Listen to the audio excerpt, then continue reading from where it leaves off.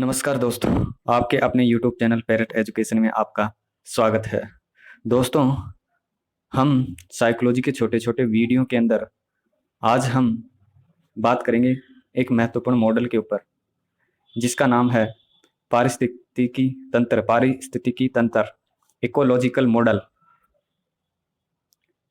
दोस्तों, क्या होता है इकोलॉजिकल मॉडल? क्या होता है पारिस्थितिकी तंत्र? इसके ऊपर आज हम विस्तार से बात करेंगे। जिस दोस्त ने अभी तक इस चैनल को सब्सक्राइब नहीं किया है, सब्सक्राइब करें, लाइक करें, शेयर करें और बेल आइकन के बटन को दबाएं ताकि नोटिफिकेशन आपको समय पर प्राप्त हो जाए। आशा करता हूं दोस्तों आपको यह वीडियो पसंद आएगा। तो चलो दोस्तों, शुरू करते हैं आज की महत्वपूर्ण बिंदु के ऊपर, जिसका नाम है इकोलॉजिकल मॉडल पारिस्थितिकी तंत्र। यह बालक के विकास के अंदर महत्वपूर्ण भूमिका निभाता है। किस प्रकार से बालक के विकास को एक तल से लेकर के शीर्ष तक किस प्रकार से ले जाता है, आज उसके ऊपर बात करते हैं। दोस्तों, इस सिद्धांत के प्रतिपादक यूरी ब्रान फैन ब्रेनर है। जो ब्रेनर महोदय की ये तस्वीर है, देख लो दोस्तों, इस प्रकार के दिखाई देते थे यूरी ब्रान फैन ब्रेनर। आगे बात करते हैं दोस्तों। इस सिद्धांत को दिया तब उन्होंने एक बात के ऊपर विशेष गौर किया और एक छोटा सा अपना तथ्य प्रस्तुत किया। उन्होंने कहा कि बालक का विकास निर्वात में नहीं हो सकता, अर्थात वैक्यूम। निर्वात को वैक्यूम बोला जाता है। तो बालक का विकास कभी भी निर्वात के अंदर नहीं होता है। इसका मतलब यह होता है कि बालकों के विकास के लिए पर्यावरण और विभिन्न प्रकार की क्रियाएं बहुत ही जरूरी है, इसलिए बालक का विकास कभी भी निर्वात के अंदर नहीं हो सकता। उन्होंने यह तथ्य सुझाया। आगे बात करते हैं दोस्तों। इस सिद्धांत का आधार वाइगोत्स्की का सामाजिक सांस्कृतिक सिद्धांत है।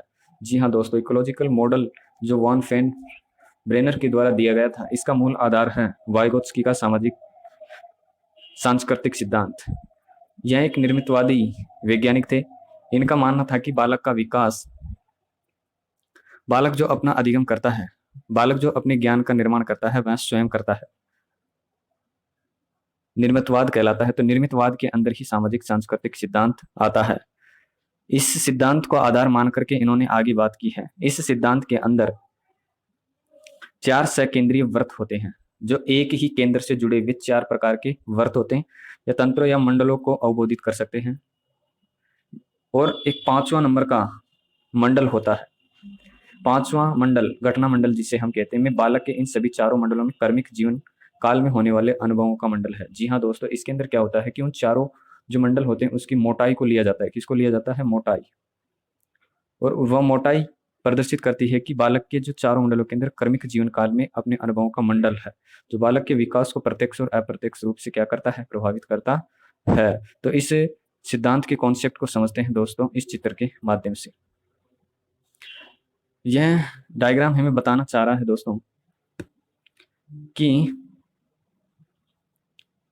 इसको ध्यान से देखें दोस्तों। इसके अंदर ये इसका केंद्र होता है, जिसके अंदर the individual sex age health ECT, और इसके अंदर 4 प्रकार के क्या होते हैं? सेकेंडरी वृत्त होते हैं। चारों के नाम micro system, micro system, meso system, exo system, और चौथे नंबर पे आता है मैक्रो सिस्टम। और जो इसका 5वां मंडल होता है उसको कहते हैं कोरोना सिस्टम, जो इसकी क्या करता है? इनकी है जो मोटाई को प्रदर्शित करता है।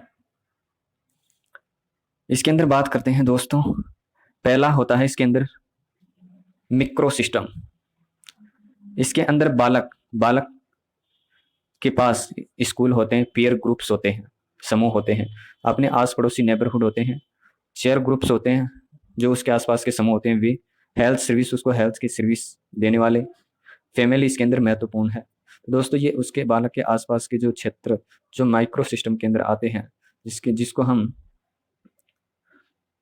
सूक्ष्म मंडल कह सकते हैं। इसके अंदर दूसरे नंबर पे आता है दोस्तों मीजो सिस्टम के अंदर बात करते हैं हम, जिसे मध्य मंडल कहा जाता है। मीजो सिस्टम जिसे मध्य मंडल कहा जाता है। इसके अंदर फैमिली, पड़ोसी, स्कूल, पीयर ग्रुप्स आदि इनके जो होते हैं, इनके मध्य क्या करता है? बालक अंतः क्रियाएं करता है, अंतः संपर्क बनाने का कार्य करता है। किसके अंदर? मीजो सिस्टम के अंदर। उसके बाद में आता है एक्सो सिस्टम। एक्सो सिस्टम को बाह्य मंडल कह सकते हैं, जिसके अंदर आता है फैमिली और फ्रेंड, नेबरहुड, इनके मध्य अंतःक्रिया, मास मीडिया और सोशल सर्विस, जो अपने माता पिता के कार्यस्थल होते हैं वे इसके अंदर आ जाते हैं। अंत में आता है मैक्रो सिस्टम, जिसे वृहद मंडल कहते हैं, ये बड़ा होता है। इसके अंदर बात करते हैं हम हमारे देश की संस्कृति, सिद्धांत, कुछ महत्वपूर्ण तथ्य, इनके ऊपर इन से है जो बालक क्या करता है, अंतःक्रियाएं करता है। तो जो बालक अंतःक्रियाएं करता है उनके अंदर ये 4 प्रकार के मंडल होते हैं। इन मंडलों के अंदर आपस में एक दूसरे से अंतः संबंध होते हैं। बालक अंतःक्रियाएं करता करता एक उच्च शीर्ष के ऊपर पहुंच जाता है। बालक का विकास है जो इन क्रियाओं को करता हुआ एक शीर्ष के ऊपर पहुंच जाता है। इसलिए ब्राउन यूनिफेर ने इस प्रस्तुति को समझाने के लिए 4 प्रकार के मंडल बताए और 5वां मंडल है जिसको कोरोना मंडल कहते हैं। इन चारों की है जो वो क्या बताता है, मोटाई को बताता है। जिसके अंदर आता है socio historical condition and time science, जिसके अंदर है जो वह जीवन रेखा और अधिगम अनुभव के प्रत्यक्ष और अप्रत्यक्ष अनुभव के ऊपर क्या करता है, बात करता है। अब दोस्तों इन मंडलों को विस्तार से बात करते हैं। जिसके अंदर पहला मंडल होता है मिक्रो सिस्टम, जिसे लघु मंडल, सॉरी दोस्तों यहाँ पे क्या है, ये मधु मंडल नहीं, यहाँ पर होगा लघु मंडल, इसको लघु मंडल कहते हैं। इसके अंदर बात करते हैं, इसके अंदर आने वाले व्यक्ति होते हैं। इसमें मानक के माता पिता आते हैं, पड़ोसी आते हैं और निश्चय आदि मानक के विकास का प्रभाव आता है। यहाँ पर थोड़ी क्या है, टाइपिंग मिस्टेक है। आगे बात करते हैं मीसो सिस्टम, मध्य मंडल। मीसो सिस्टम को मध्य मंडल कहते हैं। इसमें बालक के माता पिता, पड़ोसी, शिक्षक आदि के आपसी संबंधों के मध्य विकास का प्रभाव होता है।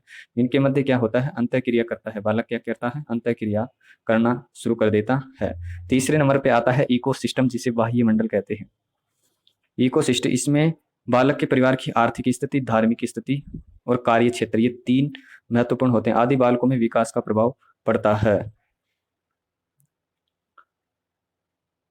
चौथे नंबर पे आता है मैक्रो सिस्टम, यहाँ पे थोड़ी टाइपिंग मिस्टेक है दोस्तों। सिस्टम, जिसे वृहद मंडल कहते हैं। इसमें बालक की संस्कृति, देश के कानून आदि का प्रभाव पड़ता है। तो बालक की क्या होती है, संस्कृति, देश के कानून और जो नियमावली होती है उसका भी महत्वपूर्ण प्रभाव पड़ता है। 5वें नंबर पे आता है कोरोना सिस्टम, जिसे घटना मंडल कहते हैं। जिसे क्या कहते हैं, घटना मंडल, ऐसी घटनाएं जो बालक के संपूर्ण जीवन को प्रभावित करती हैं। बालक के संपूर्ण जीवन को क्या करती हैं, प्रभावित, जैसे माता पिता आदि के तलाक या एक्सीडेंट, कुछ इस प्रकार की बड़ी घटनाएं होती हैं जिसके अंदर माता पिता की तलाक, तो उसको लेकर के बालक के विकास के ऊपर महत्वपूर्ण प्रभाव पड़ता है। बालक का विकास सुचारू रूप से नहीं हो पाता है। इससे मंडल के अंदर मोटाई के रूप में बात करते हैं। तो इस पारिस्थितिकी तंत्र के अंदर हमें यह पता चला है कि बालक के विकास के लिए विभिन्न प्रकार के मंडल होते हैं। इन मंडलों के आपस में अंतःक्रियाएं होती हैं। यदि इन मंडलों के अंदर से एक भी मंडल के अंदर किसी भी प्रकार की कमी होती है तो बालक का संपूर्ण विकास नहीं हो पाता है। बालक के लिए वातावरण महत्वपूर्ण होता है। बालक को सिखाने के लिए, उसके पूर्ण रूप से विकास करने के लिए है जो विभिन्न प्रकार की अंतःक्रियाएं, माता पिता का प्यार, परिवार और समाज से अच्छी बातें आदि को देख कर ही बालक का विकास संपूर्ण हो सकता है। यदि इन क्रियाओं के अंदर एक किसी भी प्रकार से कमी होगी तो बालक का विकास नहीं हो पाएगा। जिस प्रकार से हम उदाहरण के ऊपर बात करते हैं, जैसे कोई बालक है, यदि उसके माता पिता दोनों सरकारी सेवाओं में है तो उस बालक का संपूर्ण विकास नहीं हो पाता है, क्योंकि उसके माता पिता उसको पूर्ण समय नहीं दे पाते हैं और उसके साथ अंतःक्रियाएं नहीं कर पाते हैं, जिससे बालक का विकास, संपूर्ण विकास नहीं हो पाता है। बालक के अंदर कुछ कमियां हो जाती हैं, कुछ द्वंद्व रह जाते हैं, जिनको लेकर के उसे बाद में बहुत परेशानी झेलनी पड़ती है। तो इन चीजों को समझाने के लिए वॉन ब्राउन फैन ब्रेनर ने पारिस्थितिकी इकोलॉजिकल मॉडल प्रस्तुत किया था, जिसके अंदर 4 सेकेंद्रीय वर्त और एक 5वां घटना मंडल होता है, जिसके अंदर वह उसकी मोटाई को क्या करता है, प्रदर्शित करता है। तो दोस्तों यह था एक छोटा सा मॉडल बाल विकास की यूनिट के अंदर कि किस प्रकार से बालक के विकास के अंदर प्रस्तुति का महत्वपूर्ण योगदान है, इसकी कमी से क्या चीजें हो सकती हैं, बालक का विकास किस रूप से आगे बढ़ता है। तो इकोलॉजिकल सिस्टम से बालक का विकास किस प्रकार से आगे बढ़ता है। दोस्तों इस मॉडल के अंदर मैंने महत्वपूर्ण चीजों को ले लिया है। इसके अलावा इस मॉडल के अंदर किसी और प्रकार की कोई महत्वपूर्ण कॉन्सेप्ट नहीं बचा है। इस कॉन्सेप्ट से आपके सभी क्वेश्चन सही हो जाएंगे। ठीक है दोस्तों, आशा करता हूँ आपको वीडियो पसंद आया होगा। पसंद आया तो वीडियो को सब्सक्राइब करें, एक विद्यार्थी से दूसरे विद्यार्थी तक शेयर करें, लाइक करें और कमेंट करें। धन्यवाद दोस्तों। मिलते हैं नेक्स्ट वीडियो के अंदर। Thank you.